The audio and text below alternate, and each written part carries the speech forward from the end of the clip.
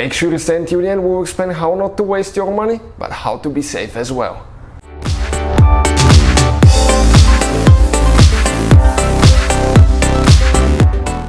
Hey guys, welcome back to Auto Repair guys. Thank you guys for watching and subscribing to the channel. Today will be super helpful video to any of you having a car.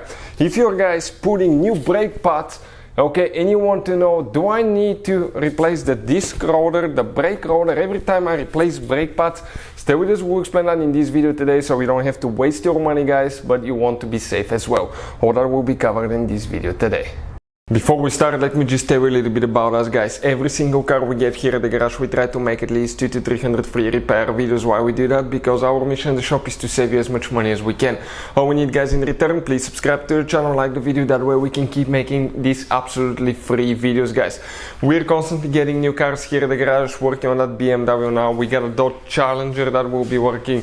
We have more than 15 vehicles waiting to be shot guys, so videos are coming all the time. If you need help with anything, leave a comment below our videos and we'll try to make a video for your problem. That way we can help you, we can help other people with that problem, and we can build a community where we help each other. If you need to buy any parts tools for your car at a really good price and quick shipping, check out the link in the description of the video below. That's where we get all our tool supplies from guys, and you can save a ton of money. So what we have here guys, BMW that we're working on. Let me talk about that a little bit now. We are putting new brake pads. Those are original pads. The car has 105,000 miles on it. We bought a really good quality carbon fiber ceramic pads. First, when you replace brake pads, it's always recommend guys, okay, let's get the pads here and stuff, show you, get new pads, get new shims, okay, new covers, brake grease, all that will need to be there. Those are the old pads, 105,000 miles, and they practically guys, you can see, are worn pretty bad to the point that the brake sensor was about to be activated. I started hearing the noise, so I stopped immediately, bought new pads, okay, and we'll be replacing it today.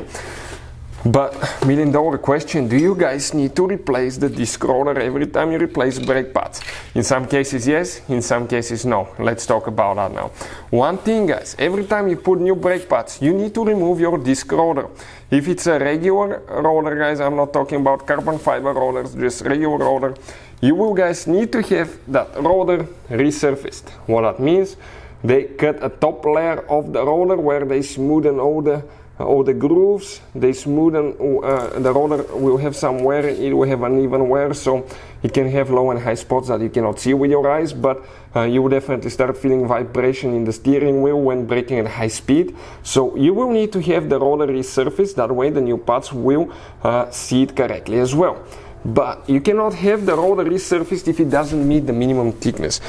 Minimum thickness guys will be usually stamped somewhere on the rotor. For instance, this one is right here, it says 26.4 millimeters. Sometimes it's on top, sometimes it's on the back side here, it could be stamped, so you need to check what it is. After resurfacing, or before even resurfacing, you can figure it out. You need to check the thickness. Ours is 28.3, so ours is great.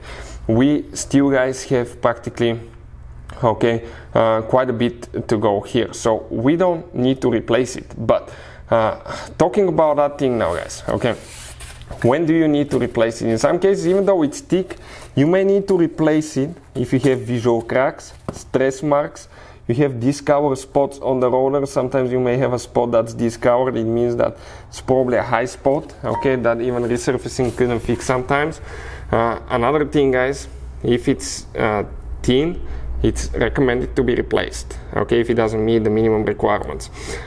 Some people will always replace them with new brake pads, and if you get them at a good price, quality rotors, I'm talking about good quality rotors, not cheap rotors, replace them guys every time you replace the brake pads. It will last you a long time. You have nice butter smooth brakes that will have really good stopping power as well.